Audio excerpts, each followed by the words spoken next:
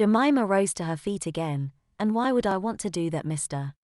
Mystery? It's hard to kick your ass when I'm laying down, she said with gritted teeth and ran toward her attacker, her hands glowing brightly with energy. She made it to where he stood unflinching, and swung at him. He leapt above her attack and whirled around to kick her in the back of the head, sending her once again to the ground.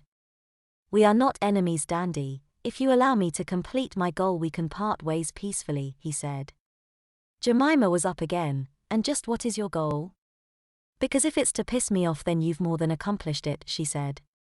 The man stood silent for a moment. My goal is to destroy Half-Life Harriet, for the good of the city, he told her.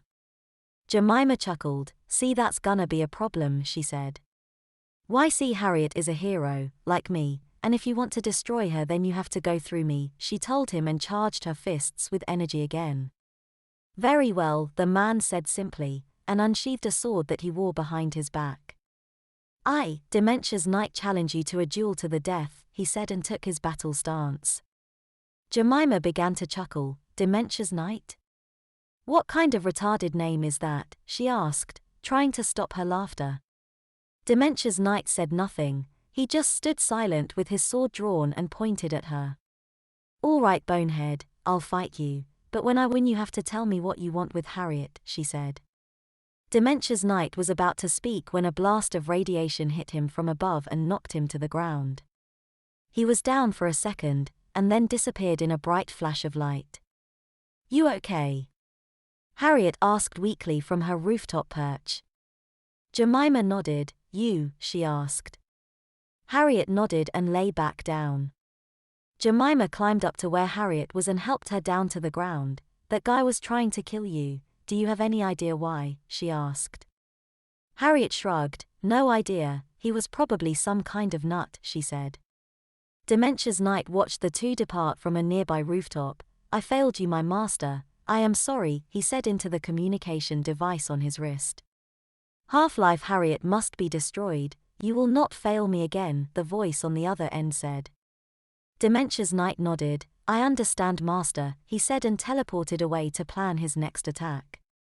The sun was starting to set on another day in Paragon City. A pinky-orange reflection shone on the waters of Independence Port as the city began to wind down. Jemima and Harriet were entering Harriet's apartment as night took hold of the city. Well, as much fun as that was, I think I'm gonna call it a day, Harriet said, and flopped onto the couch.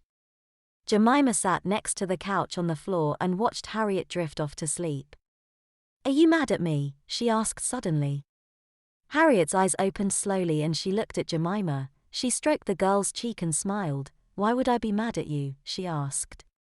Jemima shrugged. I let that guy hurt you, she said. Harriet sat forward and kissed Jemima on the forehead. It wasn't your fault, honey, he blindsided me, she said. Jemima nodded and smiled. Okay, I'll let you rest now, she said and rose to leave. Harriet grabbed Jemima by the edge of the girl's shirt and pulled her to her. Come lay with me, she said, and helped Jemima onto her. Jemima slipped her thumb into her mouth as she lay on top of Harriet, and the two went to sleep together. How sweet, Dementia's Knight said as he watched the two women through a pair of binoculars from the roof of the building across the street. He teleported into Harriet's bedroom, and quietly crept into the living room, his sword drawn. He slunk to the couch and raised his sword above his head, ready to bring it down on Harriet and Jemima.